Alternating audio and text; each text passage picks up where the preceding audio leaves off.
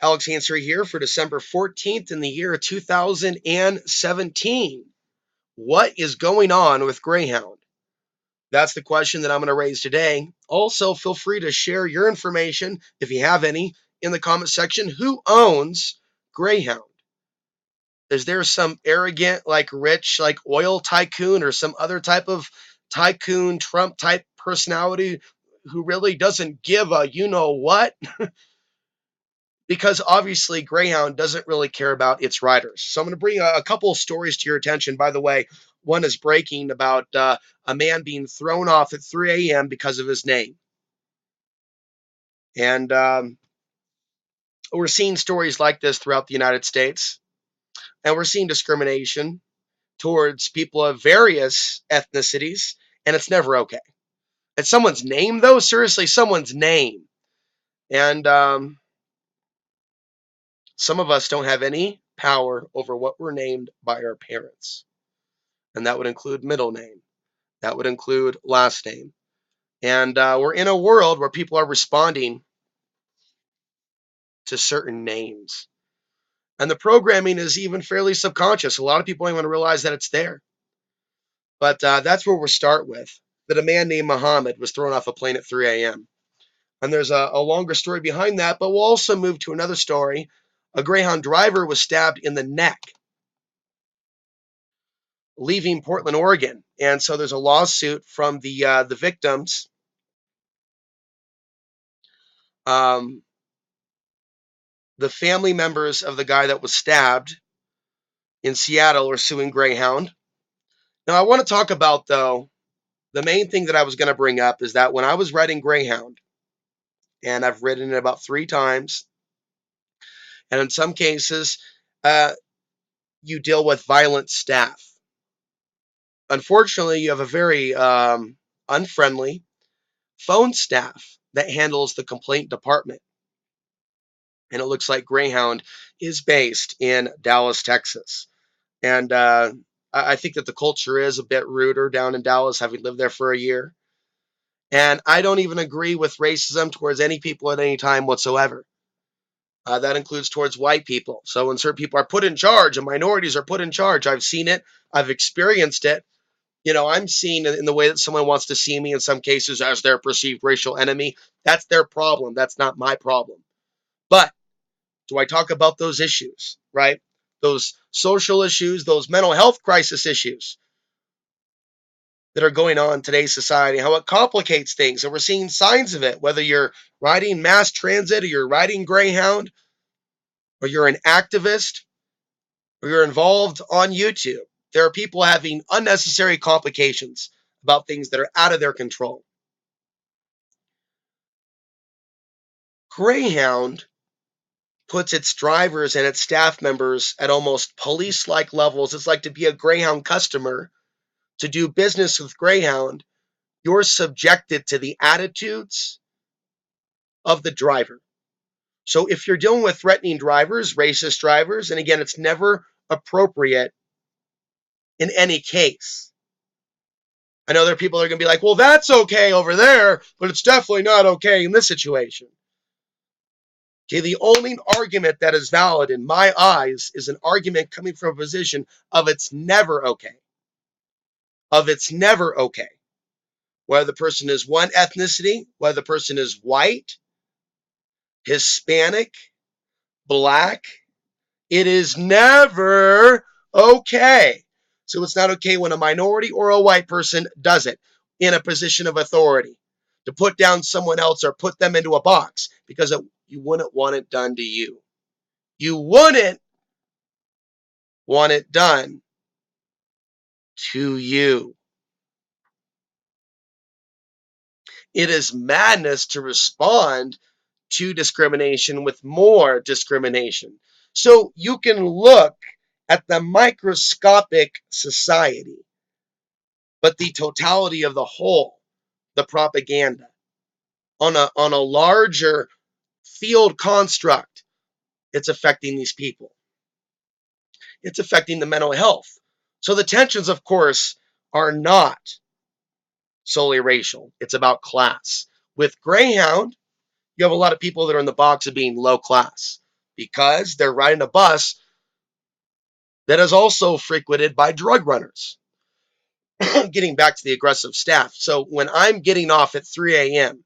in Las Vegas and I'm being shouted at by the GreyHound staff, get behind the line, get behind the line. These people come across more, and in that situation, as gang bangers than actual professional staff members that have gotten enough sleep and basically ate their Wheaties before their work shift. They need to be a little bit more relaxed as people get off the bus, screaming, get behind the red line. And I was watching two security guards laughing at the younger African American security guard or GreyHound staff member acting like a security guard, but yelling like literally we were inmates getting off a prison bus on shackles.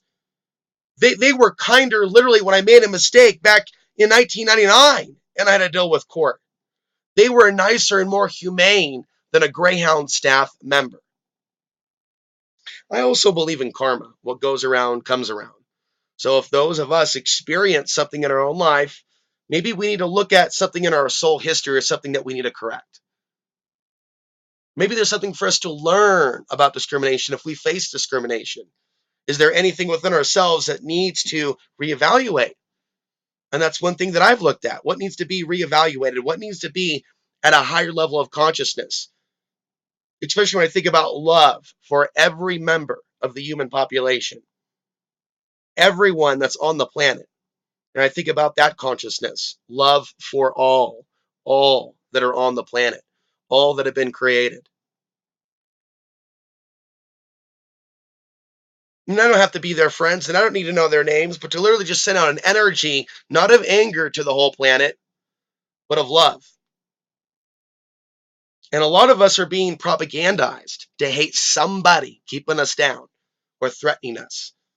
And it doesn't mean there aren't actually people out there that will threaten or give death threats to even those of us in the independent media. You just got to keep walking and keep doing what you're doing.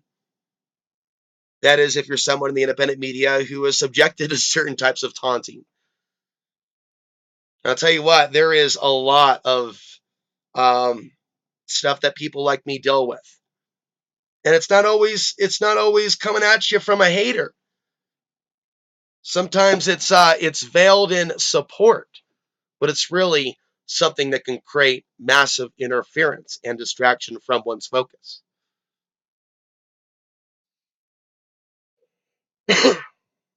So the main story, of course, and I haven't gotten this till now into it until this many minutes into the podcast. When I was coming back from Las Vegas. Now this would be the second time, not the first time. First time, again, heading to California from Colorado. So, it's going through certain places, Grand Junction to Utah, Utah to Las Vegas to Barlow, California, to Los Angeles, and then I continued to San Diego. But it was when I was coming back that I wasn't dealing with all those guys shouting, get behind the red line. Instead, it was a woman that got on the bus to drive the bus who made the statement that 847 bus drivers were MIA. 847. Missing in action, walked off the job. So the question is, what is the future of GreyHound? Will they be federalized? Will people have to start being scanned or go through additional security measures? Will we ever see a false flag on GreyHound? We certainly saw an attack on the driver. I don't assume that attack was a false flag or a conspiracy. I do believe people are that crazy. I do believe that we're seeing signs of demonic possession. I just put out a video about Jeremy Christian. In that video, check out the link to my previous video about Jeremy Christian having allegiances to particular deities or archons. And we've seen an increase in attackers on mass transit. Could some of these people be targeted individuals under a spiritual attack, if you will, by something more evil that loves to see society forced to go through the checkpoints as a result of crises they create or their spiritual parasites create, demons? Some people didn't know I was going to get into all this. Yes, it's what we're dealing with. And when you're dealing with public places, hell, I was on GreyHound. I got sick as a dog. I'm just now getting over it. It's also important for me to speak passionately about anything on my mind to almost release the sickness. So some things may be a little bit offensive, but I got to roll with it and just release the thought because a lot of thoughts have been kept in for a long, long time. But I know what it's like to be profiled on GreyHound, where they're profiling me because they're putting me in this box or that box or the other. And so I know that certain things you shouldn't do. You shouldn't show a lot of fear. You shouldn't show a lot of stress, right? You should stand tall, eat a good meal when you're traveling, right? Because the journey could weaken you. The sleep deprivation could weaken you. And under a weakened state, whoever you are, whatever your gender, whatever your ethnicity, people might screw with you when you appear weak and depressed. And there's a lot of people out there, you have these negative thought forms of the people riding GreyHound that are in some painful situations. They may not have a home where they're going. They may be going from one place into another city where they're hoping it won't be as messed up being a homeless person. You don't know what's going on with them. They could be a woman who has no money and she's going to stay with a guy she doesn't know very well. And she's hoping he's not going to brutally abuse her sexually. There are people literally that just straight up jump into relationships with people they don't even know very well that they met on Facebook. This is real. There are people literally escaping bad relationships on GreyHound as well. They may be just getting out of that crazy house where that person wanted to put up straight up in the gimp suit, straight out of Pulp Fiction. Maybe they were in the gimp suit. Maybe they just escaped from the basement after Bruce Willis with that sword, that samurai sword in that famous scene from Pulp Fiction. Where this guy that was just trying to kill him a minute ago is now getting raped by these hillbillies, and he saves the guy that was trying to kill him from the hillbillies by getting that samurai sword and just going to town. Amazing, powerful scene. But see, when you're riding GreyHound, you're a suspect if you've got a vehicle, if you've got rather luggage, if you've got luggage, if you're carrying something around, if you leave that luggage for a prolonged period of time, right? It could cause some alarm, especially if that is unattended luggage at somewhere like the Denver GreyHound station or another major city. So yeah, somebody was stabbed, a driver was stabbed by someone from California who just happened to be in Oregon. And so as places become more expensive and more people become homeless and the mental health crisis deepens that some of these homeless are going through, every now and again, society is going to deal with really insane people when you're dealing with very public places, as well as dealing with the potential to get really, really sick when you're in these public places. So, a reminder to people, take in your vitamin C, get some, write the stuff down, olive leaf extract, write down grapefruit seed extract, oil of oregano, other things that could, prevent illness. Here I am. I've been living at 8,000 feet in Colorado, and I go down to sea level, not too far away from Tijuana, when my DNA is not used to being around that region, Southern California, and the different viruses that breed and multiply literally at that sea elevation in those particular germ-ridden environments, right? I was all screwed up by the time I was in Vegas. By the time I got back to Colorado, I was just, clinging for dear life, hoping that I was literally hoping, although I didn't talk about this. Don't think it's going to talk about it while you're experiencing it. I was literally hoping that I didn't catch something really bad that was going to straight up kill me. Hearing about hepatitis A in Southern California, all I did is try to talk to one guy who was homeless, and he literally threw money drenched in saliva at me. I mean, that freaked me out. I'm like, Archon attack, a demon attack. I mean, dude, just trying to make me sick. What the hell? Did I come up on some demon/Archon radar by walking into Southern California? Seems so. What also seems that the creator was there for me. So I'm just here to tell people, you know, something's going on with GreyHound. Will it be federalized? Will things improve? Why did that woman claim she was with the feds who got on the bus in Las Vegas to say to me and everybody else, there's 847 drivers missing in action? Why can't they keep their drivers? What are the specific problems with management at GreyHound? So what is the future of GreyHound? And for that matter, who runs GreyHound? What do you think is going to be the future of state to state, city to city mass transit? Interested in your comments down below. Thank you for listening.